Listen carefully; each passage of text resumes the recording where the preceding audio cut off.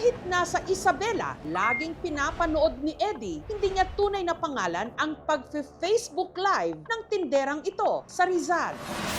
Sinusubaybayan niyang pagbebenta nito ng gulay. Magaling ma'am, kahit wala kayong pera o pautahin kayo. Pangpagana daw sa pagbibinta para maaliw naman yung mga tao. Kaya laking gulat niya nung nalamang sa live stream nitong January 16, ang tindera biglang binaril sa ulo. Gulat ako ma'am, tinignan ko, patay na daw, may umiiyak.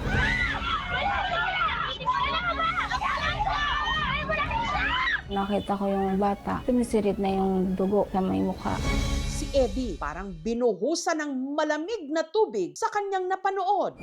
Hindi lang daw kasi siya simpleng follower lang. Ang fina-follow niya kasing tindera na binaril sa ulo, walang iba kundi ang kanyang sariling anak. Parang pumatay ng manok. Sana pagdusahan na sana. Nung ginawa, Isang krimen, isang live. Tumbukin natin ang may sala sa pinakamakapangyarihang ebidensya. Matapos ang pamamaril, ang gunman agad na umeskapo. Habang ang tindera na si Laika, sinaklolohan ng kanyang amo na si Daisy, parehong mga hindi nila tunay na pangalan. Ang sakit na makita mo yung bata na parang akala mo baboy na binaril. Yun nga lang, hindi raw agad nakaresponde ang mga barangay tanod. Hindi naman basta-basta tumusugod yung mga tao natin. Kina-clarify lang muna kung ano yung mga nangyari. Wala rin daw agad pumayag na tricycle driver na magdala sa biktima sa ospital sa takot na bumalik ang gunman at madamay sila. Buti may naawa na isang tricycle driver na isinaka yung bata. Task force natin nakakuha ng tricycle. Nung dumating siya dito actually, dead on arrival po. Dito po niya, magang-magana. Ay, pare tumigil yung mga dugo sa ulo. Pinapili po ako sa dalawa. Kung re-revive po o hindi na po. Nag-resuscitate po sila. May heartbeat po tayo. Ang problema po, mababa. Mukhang malubha po talaga. Ang bala kasi na tumama kay Laika, hinihinalang tumagos sa kanyang ulo. Ang dadaanan po kasi niyan is utak. Nakakabit po sa neck vent since hindi po gising ng pasyente. Yung machine is helping her breathe and then the medications are supporting her functions. Samantala, bagamat hiwalay na ang mga magulang ni Laika na sina Eddie at si Maricel, hindi niya rin tunay na pangalan, mula Isabela. Dali-dali silang lumuwas pa Maynila para makita ang kanilang anak. Sobrang sakit. Di pa ako naniwala noon. Nung napanood ko, doon na ako sumigaw at di ko alam ang gagawin ko. Nakausap ko po siya tuwing gabi, umaga, bawat oras po. Sana gumaling ka na para sa anak mo. Si Laika, panganay sa 3 magkakapatid. Hindi madamot, mapagbigay ng bata, mapagmahal, mapagbiro sa akin para kaming magkapatid. Para makatulong sa pamilya, namasukan siya sa tindahan ni Daisy sa Taytay sa Rizal taong 2021. Yung pamangking ko, ay girlfriend siya. Kaya yung bata napunta sa akin. Naghiwalay din naman sila, tapos nakilala niya yung bagong partner niya ngayon. Hindi na rin sila umalis sa bahay, dyan na rin siya nagkaanak. Sabi niya na yun, basta pag once na magtitinda, nakalive siya.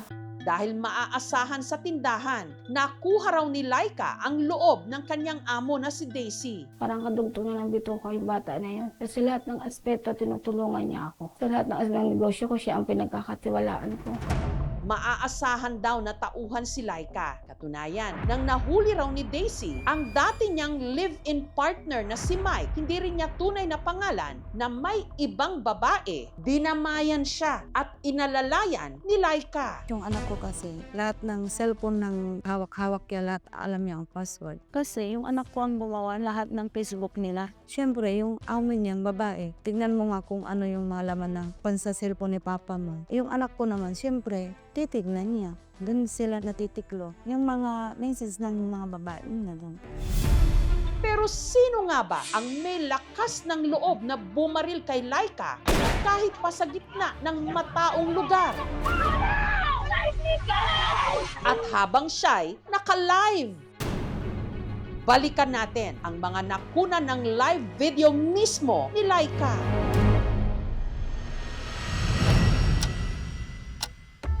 Bandang alas 4 ng hapon, nitong January 16, nagsimulang mag-live ang tindera. Gayos ako ng paninda. Marami kasing namimili nung araw na yun. Umikot ako saglit.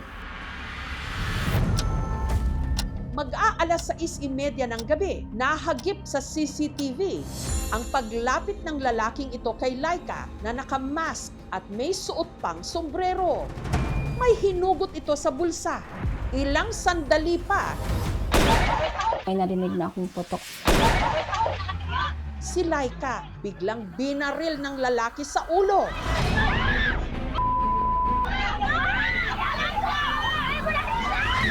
Ang kopya ng live video ang siya ngayong pinakamatibay na ebidensya ng mga pulis laban sa suspect. Nagkaroon po tayo ng identification mismo po doon sa pangyayari.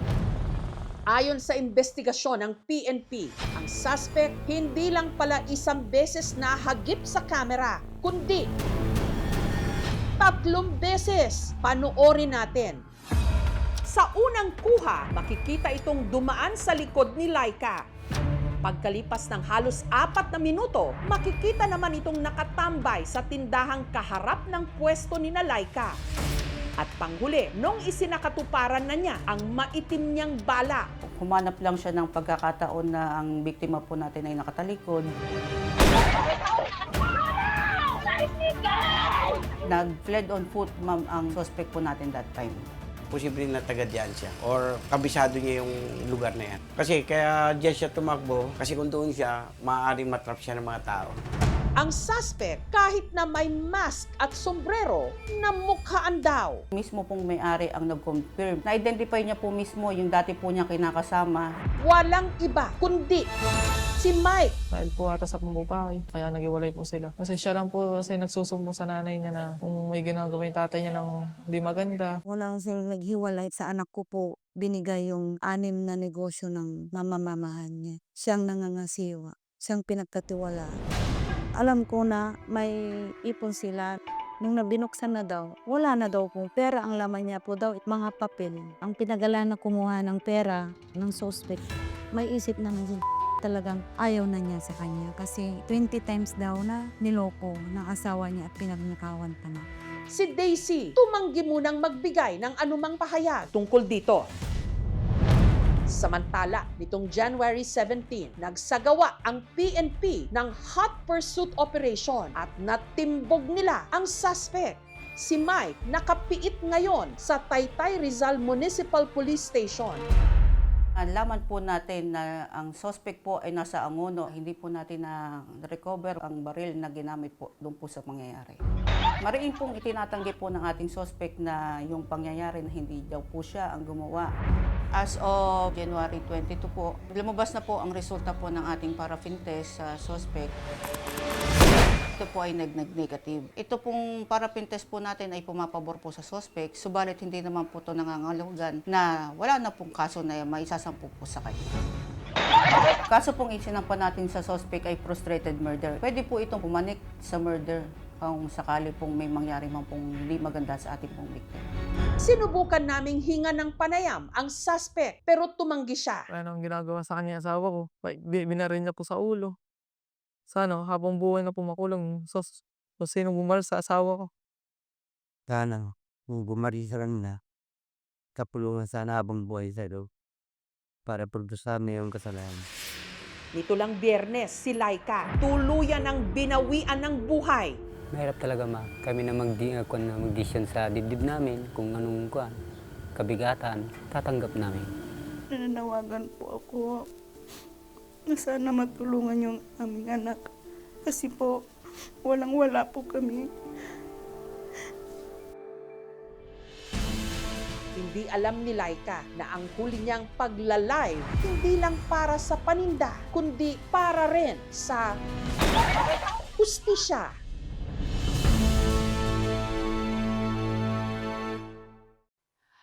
Thank you for watching, mga kapuso. Kung nagustuhan niyo po ang videong ito, subscribe na sa GMA Public Affairs YouTube channel. And don't forget to hit the bell button for our latest updates.